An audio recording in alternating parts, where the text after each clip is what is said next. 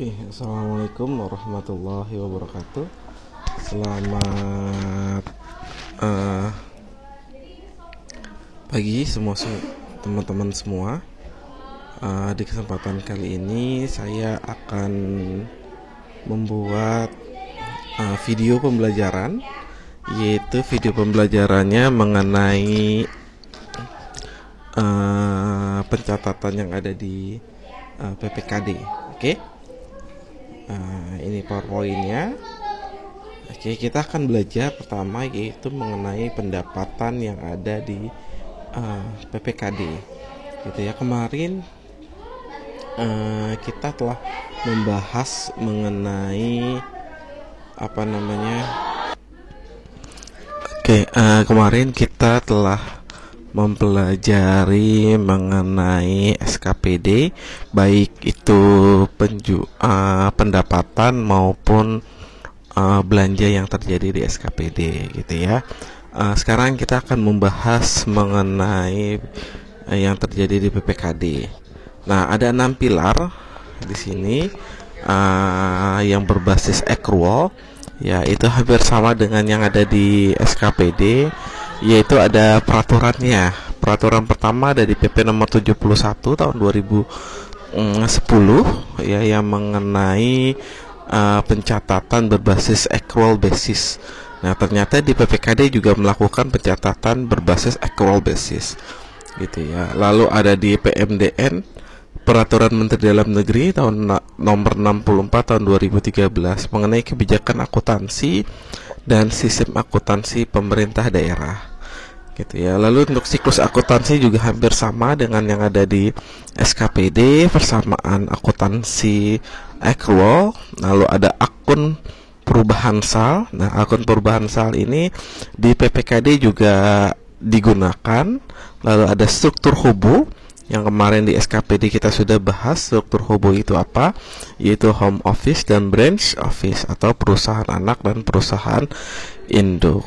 Lalu ada restatement neraca, di mana untuk peredaran yang berbasis accrual. Lalu ada laporan konsolidasi. Apa itu laporan konsolidasi? Laporan konsolidasi adalah laporan penggabungan dari perusahaan anak, perusahaan induk untuk di konvensional.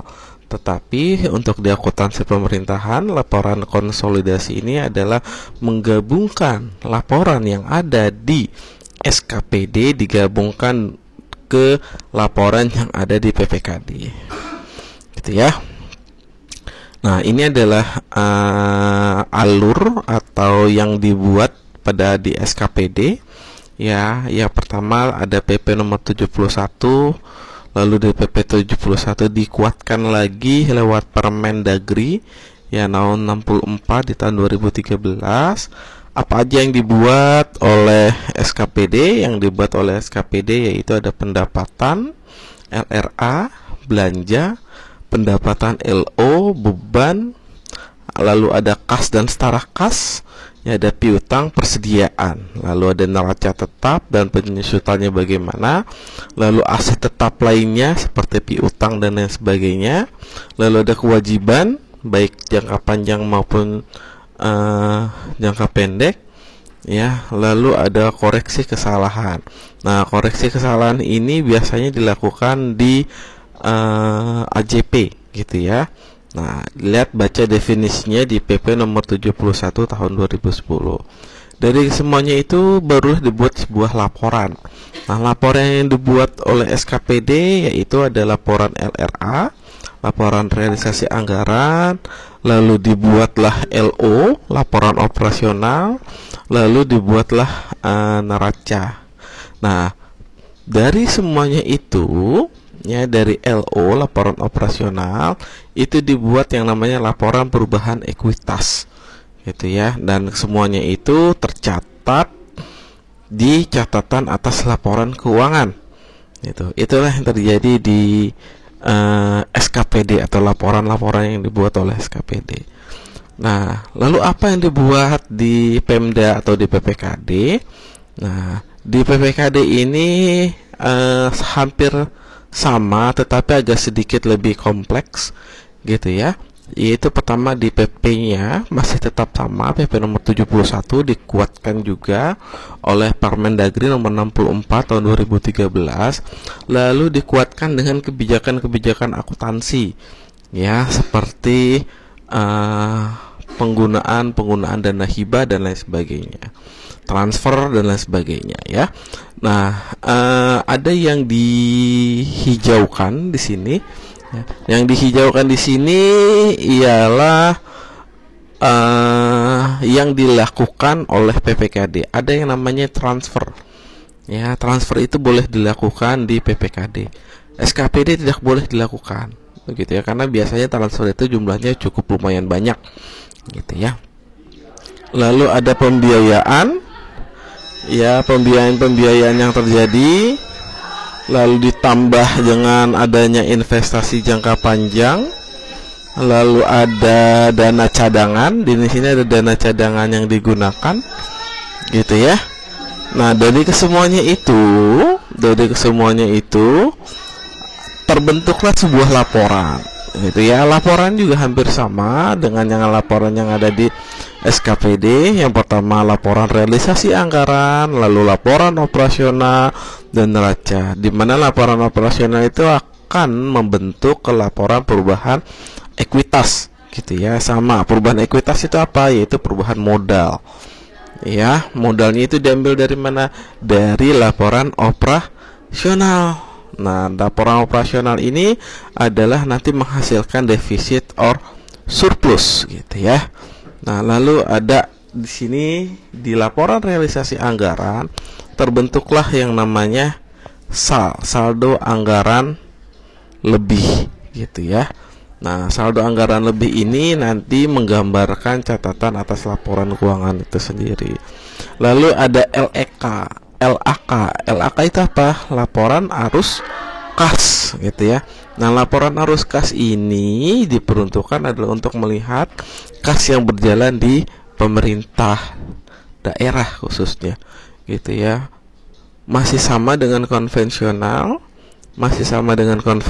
yaitu adalah ada dua pendekatan untuk laporan arus kas, yaitu dengan metode langsung dan metode tidak langsung, gitu ya. Kesemuanya ini adalah konsolidasi. Di sini adalah penggabungan antara laporan yang dibuat oleh SKPD digabungkan dengan laporan yang dibuat oleh PPKD. Gitu, namanya adalah restatement laporan keuangan atau penggabungan laporan keuangan, atau dalam bahasa akuntansi atau ilmu akuntansi namanya adalah konsolidasi. Oke. Nah, kita membahas tentang pencatatan transaksi pendapatan asli daerah, gitu ya. Nah, di pendapatan asli daerah ini menerbitkan berupa dokumen-dokumen atas pendapatan pajak yang berdasarkan dokumen tersebut terdapat fungsi dari akuntansi PPKD itu sendiri, gitu ya. Jika ada surat ketetapan, maka konsepnya hampir sama dengan yang ada di SKPD, boleh diakui sebagai pendapatan, gitu ya. Tetapi akan timbul yang namanya piutang. Maka di sini terdapatlah piutang pada pendapatan akan pajak. Oke. Karena konsepnya adalah non tunai, maka hanya satu jurnal saja, yaitu jurnal LO dan neraca, gitu ya. Lalu ada piutang dan pendapatan LO. Nah, bagaimana jika wajib pajak menyetor, gitu ya? Jadi wajib pajak menyetor konsepnya hampir sama, tapi yang membedakan adalah di kas. Untuk di kas di PPKD hanya ada satu kas, yaitu kas di kas daerah. Namanya bukan kas di bendahara umum, bukan kas di bendahara pengeluaran. Kenapa? Karena ya di PPKD hanya ada satu kas. Dia adalah yang mengontrol kesemuanya, baik yang melakukan pendapatan maupun yang melakukan pembelian atau belanja yang dilakukan oleh pemerintah daerah. Maka di debitnya timbullah kas di kas daerah, gitu ya. Lalu karena uangnya itu dibayar, gitu ya, kita terima kas, piutangnya justru berkurang gitu. Maka timbullah piutang pajak gitu. Karena sifatnya tunai, maka ada satu jurnal atau dua jurnal? Iya, ada dua jurnal. Ya, jurnal yang satunya lagi yaitu jurnal LRA. Iya. Bagaimana jurnal LRA-nya? Iya, kalian pasti sudah pada tahu. Ya, yaitu adalah mengenai perubahan SAL dan pendapatan pajak terhadap LRA. Oke. Nah, itu jika dengan adanya ketetapan. Bagaimana jika dengan tanpa ketetapan? Oke. Untuk tanpa ketetapan, maka boleh diakui sebagai pendapatan. Gitu ya, boleh diakui sebagai pendapatan. Karena tidak ada ketetapan, maka piutang itu tidak muncul. Gitu. Lalu yang muncul apa? Yang muncul adalah kas, karena kita menerima kas. Ya, timbullah kas di kas daerah. Karena sifatnya tunai, ada dua jurnal, jurnal LO dan satu lagi ada jurnal neraca, maka timbullah perubahan SAL pada pendapatan pajak LRA. Itu tanpa perantara. Ya, lalu dengan transaksi transfer, ya, yaitu dana perimbangan. Ya, dana perimbangan ini ketika Pemda menerima surat pemberitahuan dari pusat tentang penetapan dana perimbangan transfer fungsi, yaitu yang pertama mengenai piutang, ya, dan pendapatan. Jadi jika ada yang namanya surat pemberitahuan itu hampir sama dengan surat ketetapan gitu ya, tapi yang membedakan adalah adanya transfer yang terjadi gitu ya. Konsepnya hampir sama dengan yang ada di surat ketetapan gitu ya. Lalu yang ketiga adanya hibah atau yang dianggap pendapatan yang dianggap sah ya. Jika ada naskah hibahnya atau ada surat ketetapan hibah di sini, maka boleh diakui sebagai pendapatan. Tapi jika tidak ada, maka tidak boleh diakui sebagai piutang. Jadi langsung ke kas, gitu ya. Oke, ini adalah pendapatan hibah. Karena ada surat ketetapan, maka timbul piutang pada pendapatan transfer hibah. Jika terbayarkan atau si penerima hibah ini menerima, ya berarti yang menerima di sini adalah PPKD-nya, maka kas bertambah, lalu piutang terhadap pendapatan hibah berkurang. Gitu ya. Lalu ada perubahan SAL karena sifatnya tunai, lalu ada pendapatan hibah. Gitu. Nah, ini ada ilustrasinya bagaimana pencatatannya terjadi. Ilustrasi yang pertama yaitu mengenai pendapatan pajak. Ya, di pendapatan pajak ini tanggal 1 Februari 2015 PPKD menerbitkan surat ketetapan pajak daerah yaitu pajak hotel untuk bulan Januari sebesar 12 juta. Maka fungsi akuntansi dari PPKD itu sendiri adalah karena adanya surat ketetapan, maka timbul piutang pajak hotel pada pendapatan pajak hotel. Gitu ya. Berapa nominalnya? Ya, di sini tertulis nominalnya adalah 12 juta, maka di debit kreditnya terhitung 12 juta. Gitu ya. Lalu tanggal 10 ada pembayaran. Ya, di pembayaran itu berarti pemerintah daerah menerima uang atau kas sebesar 12 juta, lalu piutangnya juga berkurang 12 juta. Lalu ada jurnal LRA-nya karena sifatnya tunai, maka ada dua jurnal ya. Pendapatan akan pajak hotel LRA juga bertambah, lalu timbullah perubahan SAL di debit ya. Lalu ada ilustrasi yang kedua mengenai pendapatan asli daerah. Nah, pendapatan asli daerah salah satunya adalah pembayaran perizinan pemasangan iklan. Tidak hanya hibah, Ya, jadi ada perizinan, pemasangan iklan. Jadi PPKD ini punya lahan, lalu mau dipasang iklan gitu ya. Nah, ada uang sewanya. Nah, uang sewa itu termasuk dalam konteks adalah pendapatan asli daerah gitu ya. Nah, di sini tanggal 17 menerima uang jaminan dari pihak ketiga terhadap perizinan. Jadi si PPKD menerima uang ya untuk pemasangan iklan sebesar berapa? 5 juta, ya kan? Tapi sudah dilakukan belum untuk pemasangan iklan tersebut? Belum, maka timbullah utang jaminan pemasangan iklan. Oke, perhatikan. Oke, walaupun di sini PPKD menerima uang, ya, konsepnya adalah belum tunai. Kenapa belum tunai? Karena uangnya ini adalah uang jaminan, masih belum uang kepemilikan PPKD. Nah, beda halnya memang akan berbeda ya jika kasnya ini memang adalah kas sudah menjadi kepemilikan dari PPKD gitu ya. Nah, contohnya ini tanggal 17 ya April, ternyata si pihak yang mau tidak menunaikan kewajibannya, dalam arti kata tidak melakukan pemasangan iklan apa yang mau dipasang dan lain sebagainya ya, karena sudah membayar uang jaminan, maka si PPKD akan mengeksekusi uang jaminan tersebut atau boleh diakui sebagai pendapatan. Maka konsepnya akan berubah menjadi tunai walaupun si PPKD tidak menerima uang, gitu ya.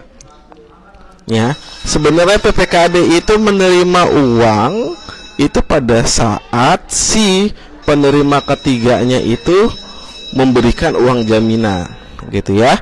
Nah, karena sedang akan dieksekusi, maka utangnya berkurang. Boleh diakui sebagai pendapatan. Pendapatan apa? Namanya adalah pendapatan eksekusi atas uang jaminan pembokaran iklan tersebut, yaitu jurnal LO-nya. Nah, karena sifatnya tunai tadi yang saya bilang, ya bolehlah diakui di LRA-nya sebagai pendapatan LRA, yaitu pendapatan hasil eksekusi dan jaminan. Lalu timbul di debitnya yaitu adalah perubahan sal. Oke. Nah, ini adalah pendapatan asli daerah dengan eksekusi jaminan. Nah, selanjutnya mengenai pendapatan asli daerah, yaitu menerima hasil dividen dari rapat umum pemegang saham ya untuk pemerintah daerah sebesar 250 juta. Nih 250 juta ini karena konsepnya baru pengumuman gitu ya, atau baru menerima bukan menerima uang konsepnya, maka timbul piutang gitu ya dan pendapatan. Nah, pendapatan itu pendapatan LO. Oke. Lalu di tanggal 31 Januari PPKD menerima nota kredit ya dari bank atas pembayaran dividen pemerintah daerah. Berdasarkan informasi tersebut, maka jurnalnya bagaimana? Nah, jurnalnya yaitu di debit adalah kas karena menerima ya, lalu piutangnya berkurang. Karena sifatnya tunai, timbul perubahan sal pada pendapatan LRA, yaitu bagian laba penyertaan modal swasta. Oke. Yang keempat yaitu tuntutan ganti rugi. Nah, di tuntutan ganti rugi ini biasanya terjadi akibat adanya penggusuran, lalu aset hilang ya dan lain sebagainya, atau yang merugikan pemerintah daerah itu sendiri. Nah, tanggal 27 Januari berdasarkan SK pembebanan tentang ganti rugi daerah sebesar 24 juta dibayar selama 12 bulan setiap tanggal 27. Nah, ini adalah baru SK yang dikeluarkan, belum dibayarkan oleh si pengganti atau si pembayar yang mengganti rugi tersebut. Nah, di sini karena sifatnya masih SK, maka timbul piutang. Nah, kalau di pemerintah daerah itu tuntutan ganti rugi biasanya disingkat dengan TGR, ya, tuntutan ganti rugi, lalu boleh diakui sebagai pendapatan terhadap TGR itu sendiri, ya, LO. Kenapa? Karena piutang. Kenapa? Karena SK itu memberitahukan bahwa si pelaku ini, ya, yang merugikan negara sudah terbukti gitu. Lewat apa? Lewat SK-nya, dan dia mau membayar 12 bulan untuk tanggal 27-nya. Oke. Nah, pada saat tanggal 27 bendahara menerima nih pembayaran, ya, sebesar 2 juta untuk angsuran kerugian. Dari mana? Dari pegawainya. Di sini adalah PNS atas tuntutan ganti rugi tersebut, gitu ya. Lalu LO dan LRA-nya karena sifatnya tunai, kan terima uang, maka pada saat terima uang kas di bendaharanya bertambah, lalu piutang terhadap tuntutan ganti ruginya berkurang, lalu timbul perubahan sal pada pendapatan tuntutan ganti rugi. Oke, lalu bagaimana jika ada dana transfer? Oke, di sini ada dana transfer. Untuk dana transfer hampir sama, jika ada SK atau surat ketetapan maka boleh diakui sebagai pendapatan, gitu ya. Lalu ada piutang, ya. Lalu pada tanggal 1 menerima transferan, ya, pada saat penerimaan transferan maka piutangnya berkurang, kas di kas daerah juga bertambah, gitu ya. Lalu timbul jurnal LRA, perubahan sal pada pendapatan transfer tersebut, gitu ya. Lalu ada DAU, ya, atau dana transfer, dana alokasi umum, ya, konsepnya juga hampir sama, ya. Jika ada SK dan lain sebagainya maka boleh diakui sebagai pendapatan. Oke, ini ada pendapatan yang dianggap sah, ya, ada pendapatan hibah, ya, ada penerimaan nota hibah dan lain sebagainya. Ini konsepnya juga hampir sama. Oke, ini ada soal latihan yang nanti akan kalian kerjakan mengenai transaksi pendapatan daerah. Oke, selanjutnya kita akan membahas mengenai belanja. Oke, sampai sini presentasi yang dapat saya sampaikan. Jika ingin bertanya nanti dipersilakan lewat forum chat. Oke, terima kasih. Assalamualaikum warahmatullahi wabarakatuh.